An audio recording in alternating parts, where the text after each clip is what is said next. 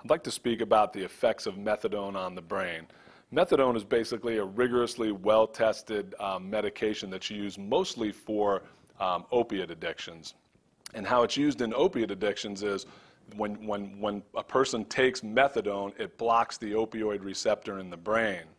And when the opioid receptor in the brain is blocked by methadone, the effects of heroin or some of the other opiates that the person is addicted to are not felt the same, and they don't get the same euphoric rush or the same high when they take the other opiate.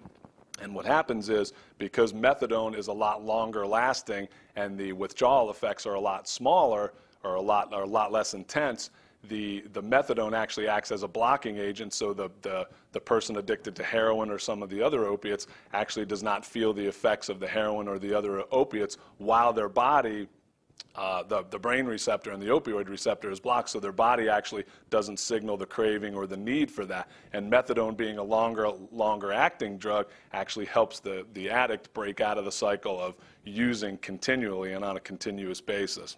My name's John Bosworth, and I'm speaking about the effects of methadone on the brain.